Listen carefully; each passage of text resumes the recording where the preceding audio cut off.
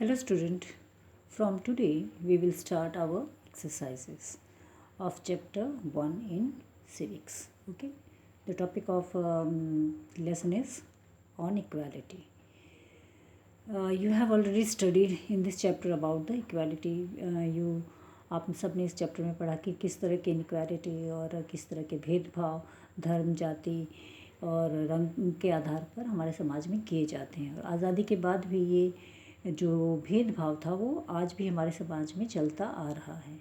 Okay, तो इसको दूर करने के लिए गवर्नमेंट ने कौन कौन सी कोशिशें की हैं, कौन कौन से स्कीम्स स्टार्ट किए हैं, what are the programs which are started by the government to stop this discrimination in our society. So the question which are based on inequality and equality, we will start today. Okay, the first exercise of this chapter is multiple choice question. Multiple choice question means MCQ.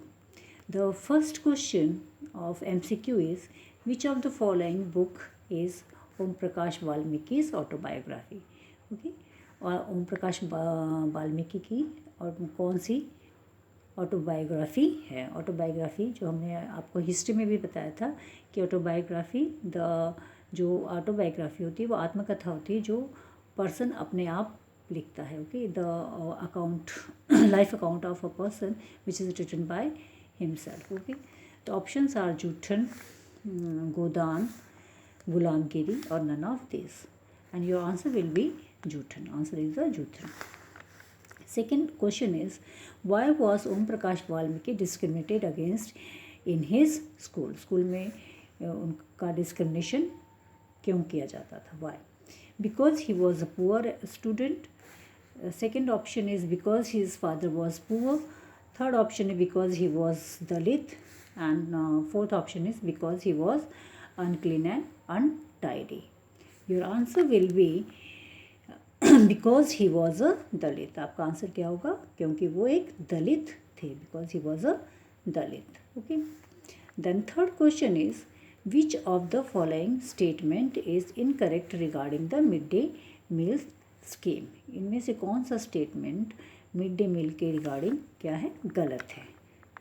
First option is, this scheme was started in Tamil Nadu. Second is, this has helped reduce the caste inequality. Third option is, cases of malnutrition have increased. Fourth option is, attendance of poor children in the school has gone up.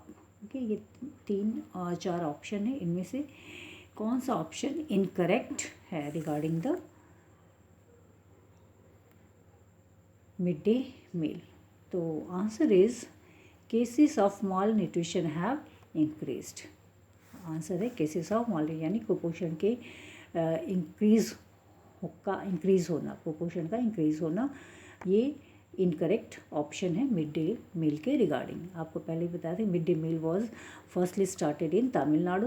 ये Tamil Nadu government ने पहले start किया था, फिर बाद में हमारे supreme court ने सभी जितने भी स्टेट हैं उनको इस ऑर्डर किया कि they should implement the same scheme in their state also. सभी स्टेट में इसको इम्प्लीमेंट करने के लिए सुप्रीम कोर्ट ने सभी स्टेट्स को ऑर्डर किया, और उसके बाद ये मिड डे मील स्कीम जो है सभी स्टेट्स में स्टार्ट की गई, ताकि जिससे क्या हुआ कि हमारे बच्चों जो हमारे गांव के या जो गरीबों के बच्चे थे वो भी स्कूलों में जाने लगे, क्योंकि उनको ये एक समय का भोजन मिलने लगा था।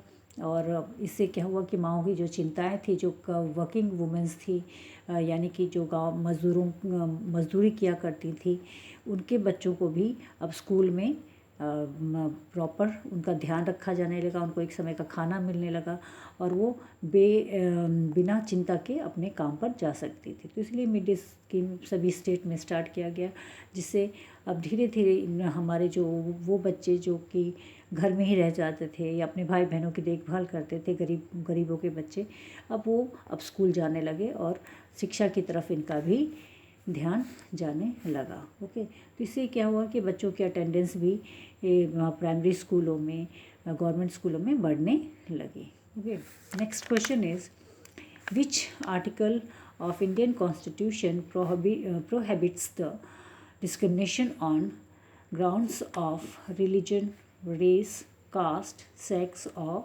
place of birth. कौन सा आर्टिकल है हमारे इंडियन कॉन्स्टिट्यूशन का जो डिस्क्रिमिनेशन को पूरी तरह प्रतिबंधित करता है अगर on the ground of religion, धर्म के आधार पे, रंग के आधार पे, रंग भेद के आधार पे, कास्ट के, सेक्स के या बर्थ ऑफ प्लेस, जन्म स्थान के आधार पे. तो that is the answer is article 15. Article 15 जो है वो हमें इक्वालिटी का राइट देता है. ओके, तो answer is article 15.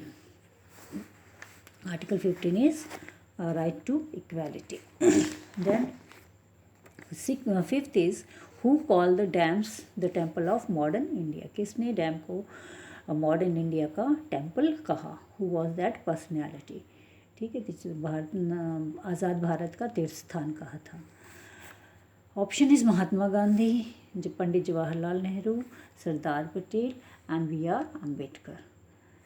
Then your correct option is Jawaharlal Nehru. Jawaharlal Nehru ने जो भाखड़ा बांध बना था, हमारा जो सबसे पहला सबसे ऊंचा डैम हमारे देश में जो बना था भाखड़ा बांध, भाखड़ा नंगल डैम, उसी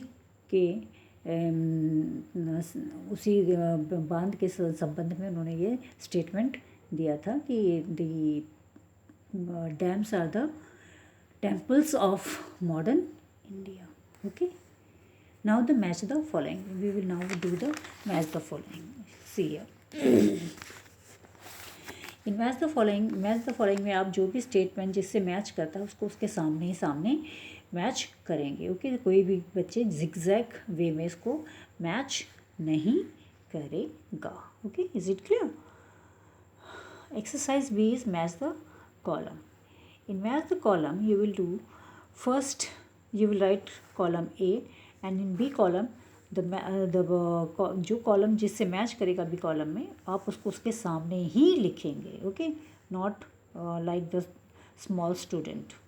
okay, don't do like the kids. First is age of voting. Age of voting क्या है हमारे देश में? 18 ईयर्स एंड अबव, 18 ईयर और या उससे ज़्यादा.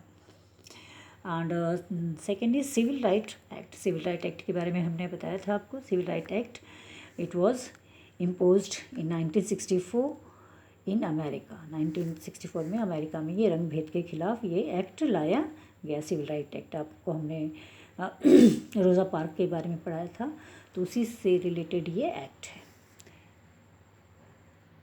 Third is Rosa Park refuse to stand up from her seat. Rosa Park ने अपने सीट से हटने से मना कर दिया था. वो कौन सी डेट थी? Which was that date? That was 1 December 1955. ये पहले 1 दिसंबर 1955 की घटना थी जब रोज़ा पार्क अमेरिका में एक बस में यात्रा कर रही थी, तो उन्होंने बस में अपनी सीट छोड़ने से मना कर दिया था. Then fourth is Indian constitution. Indian constitution discrimination के खिलाफ कौन सा आर्टिकल है? दैट इज़ आर्टिकल 15 जो सबको राइट टू इक्वालिटी देता है. Okay, mid day meal. As you know the mid day meal was firstly started in Tamil Nadu. Okay, then fifth is universal adult franchise. Universal adult franchise क्या है? It is right to equality, right to vote. Right to vote means equal right to vote to all citizen of India. Bharat के सभी नागरिकों को right to vote देता है, जिसमें 18 साल के बाद जो भी इंडियन सिटीज़न है उसको वोट देने का अधिकार मिल जाता है. तो this are the 2 exercises which you have to do in your copy. Okay, and next very short answer we will do after this, means tomorrow in next segment. Okay, thank you.